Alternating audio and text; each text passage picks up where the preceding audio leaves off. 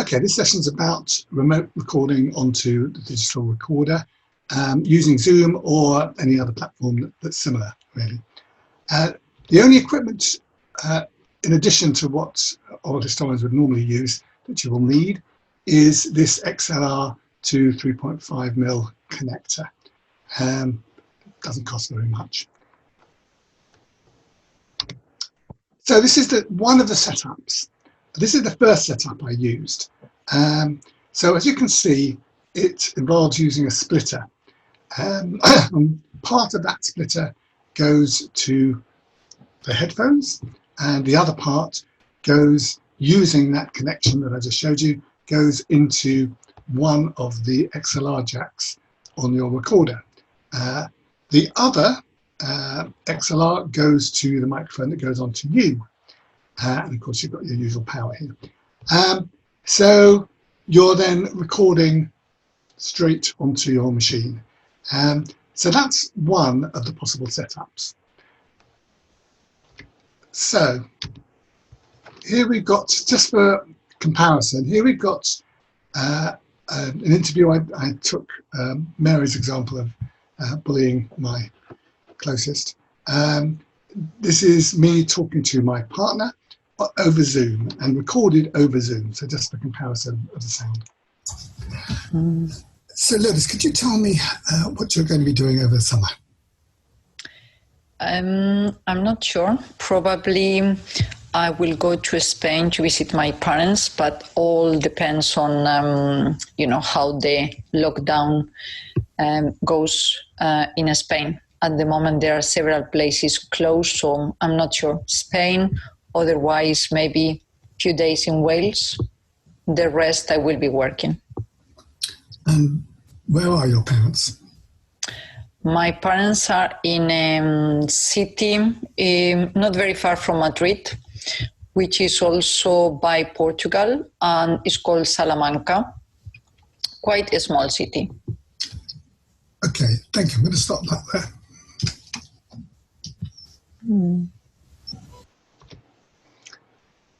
Okay, now let's hear the same, but this time recorded direct onto the machine using the splitter.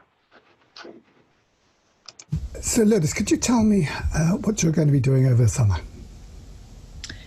I'm not sure. Probably I will go to Spain to visit my parents, but all depends on, how the lockdown goes in Spain. At the moment, there are several places closed, so I'm not sure. Spain, otherwise maybe a few days in Wales.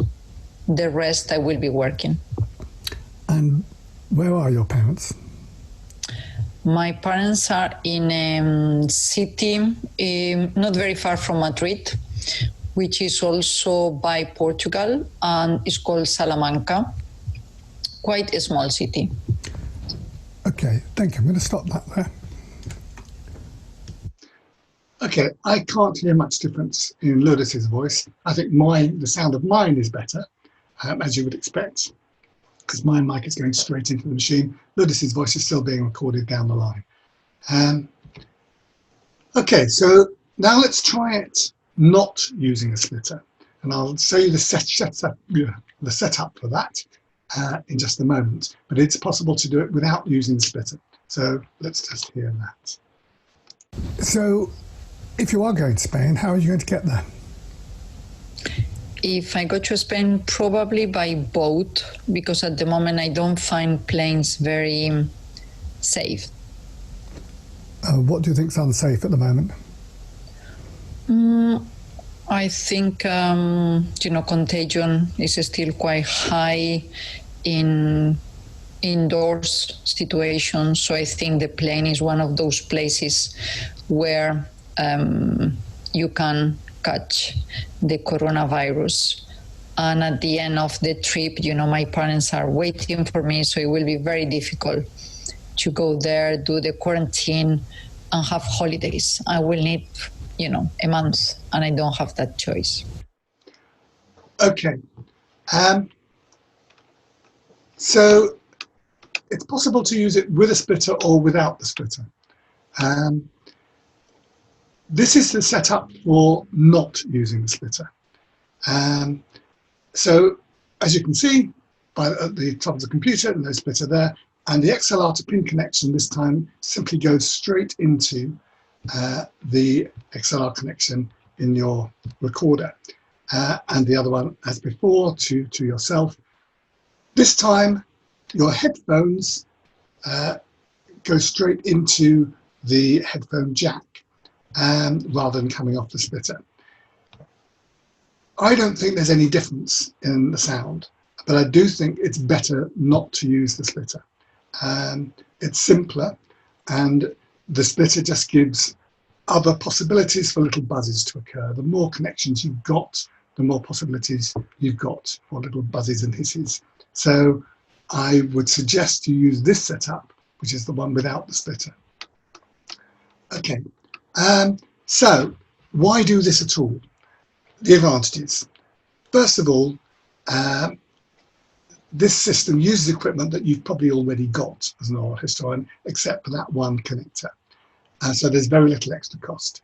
And then at the interviewee end, there's really nothing they need to do, providing they're already able to use Zoom or a similar platform. With this system, you are able to set the recording levels, and it's GDPR compliant, because although you're using Zoom, you're not recording through Zoom, you're just recording straight onto your machine. So that's GDPR compliant. And it creates a stereo WAV file. So those are all the advantages. Some fairly hefty disadvantages.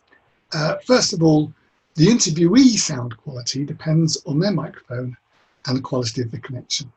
Your sound quality, the sound quality of the interviewer, should be absolutely perfect. But sadly, you're not the most important person in this. So that sound quality of the interviewee can be a bit dodgy. Okay, and the second disadvantage, which sort of follows on from the first one, is that, yes, it produces a stereo WAV file, and your channel of that WAV file, the interviewer channel, is a genuine WAV file.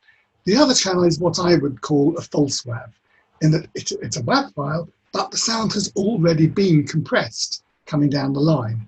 So it's a WAV file of compressed sound. So we can argue about whether that's a real WAV file or not, but in essence, I would say it's not, even if technically it is.